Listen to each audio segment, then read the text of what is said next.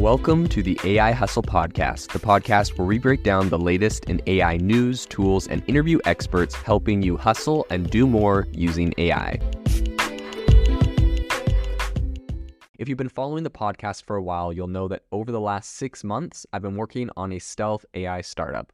Of the hundreds of projects I've covered, this is the one that I believe has the greatest potential. So today I'm excited to announce AI Box. AI Box is a no-code AI app building platform paired with the App Store for AI that lets you monetize your AI tools. The platform lets you build apps by linking together AI models like ChatGPT, Midjourney, and 11 Labs.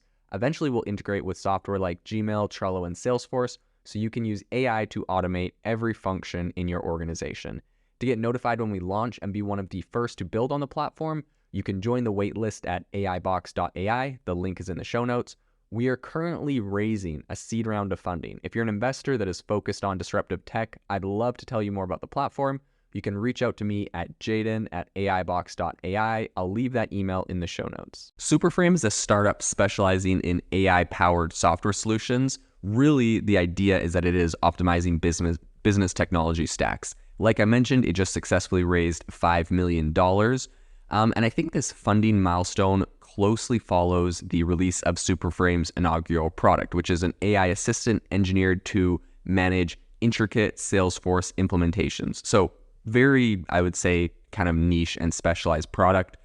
They're able to raise $5 million, and the startup asserts that its technology will not only streamline Salesforce configurations, but will also deliver on the key aspects of speed, reliability, and ease of use. So ultimately, this is going to be saving businesses both time and money. Now, what I find really interesting here, like I mentioned before, they've raised this from 40 angel investors. And I think right now in the industry, while we're seeing venture capital firms largely, there's a lot of them that it would appear have sort of dried up for funds. They're not able to raise as big funds this year as they were able to raise 2 years ago or in the past historically. I mean, you can see this on a big level, right? Like Tiger Global was able to raise a fraction of what they were hoping to raise for the latest round. SoftBank, all of the big firms are having this struggle, and that it really does boil down to the smaller firms too.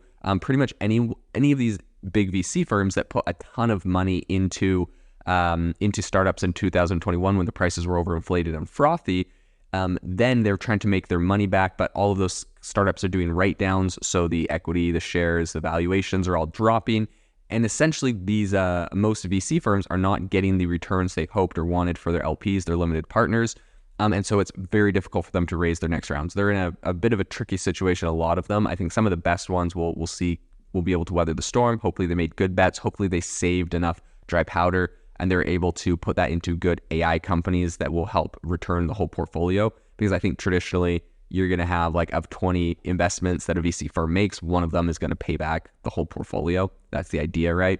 If you're good, then 1 in 10 is going to pay back. But I think traditionally, I mean, even a good firm gets 1 in 20. In any case, right now, because they know that it's really difficult for them to raise money, they're being really stingy on, like, giving out money because they know that this is going to be hard for them to get it back and hard for them to raise more money. So the investments are few and far in between for many VC firms that are trying to essentially stay alive. Now, that brings us up to what Superframe is doing today.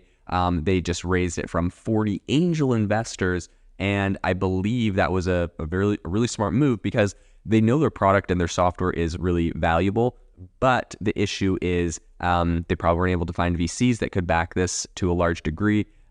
They just launched, and so they're like, look, we know that people in the industry can see the value, so they went to angel investors that were specifically experts on what they're doing, and were able to put together a $5 million round that way. So big kudos to them, and definitely well played. So their CEO and co-founder specifically kind of talked about this, what their unique value proposition is for Superframe in a really crowded AI marketplace. And this is what he specifically said. He said, "We want to fight the consumer frustration with a lack of accuracy. We want to build trust with our consumers by giving them something they can't get somewhere else." So Steer really brings a wealth of experience to Superframe, having previously sold his data and AI company Mode to ThoughtSpot for $200 million. So Superframe is tackling the reoccurrent challenges that organizations frequently encounter with go-to-market tools like Salesforce, Marketo, HubSpot.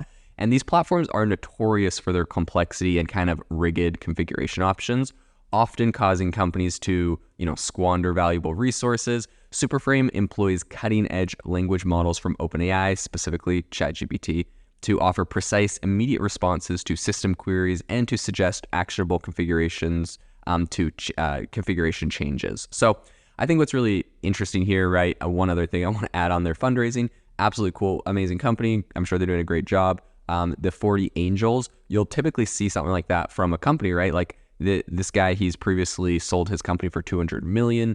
And so he's made a ton of connections in this space in his time in the industry. And so that's where he can kind of leverage a lot of those connections for those 40 angels that helped him raise this $5 million. And with an amazing track record like that, those people are 100% going to be getting their money back and getting a great return on an investment from this guy, because he obviously has a really solid track record. So I think addressing concerns about the role of AI in the workspace, Steer assures that Superframe aims to augment human expertise rather than replace it, and says, quote, "We want to help more people build more expertise, and that's something that customers are still going to want to rely on." So the platform is designed to really alleviate the complexities and limitations that are inherent in existing tools and enable businesses to focus on optimizing their operations.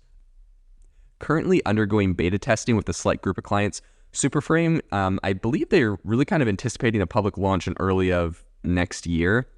And the first suite of features, specifically those answering system-related queries, will be available to users free of charge. So the seed funding is allocated primarily for product development and staffing, adding to the startup's existing team of 4 engineers. So the broader context for Superframe's entry into the market is fairly compelling. I think a recent Gartner report predicts that AI software market could grow to nearly 1.3 billion by 2025.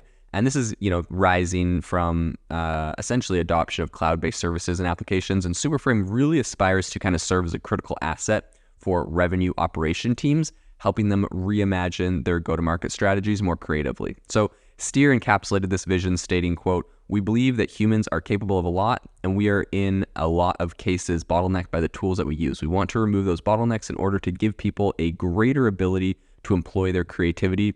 I think with their unique approach and their technology is fairly robust, Superframe is positioning themselves as an important player in the next wave of AI-enabled business optimization tools.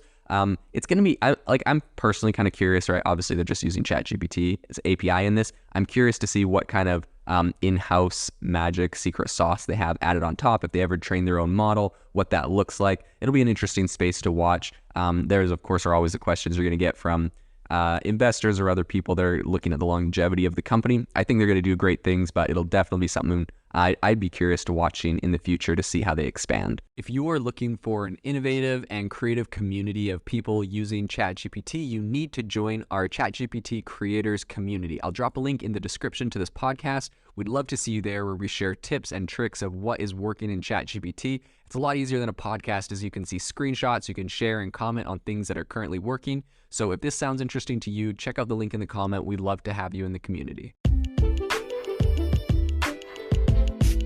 Thanks for tuning in to the AI Hustle podcast. If you could do us a massive favor, we would really, really appreciate it if you could leave us a review wherever you get your podcasts. This helps people find the podcast. It helps people know this is a good place to go. And we would really, really appreciate it, as it helps us continue to bring on incredible guests and share incredible content for you to listen to.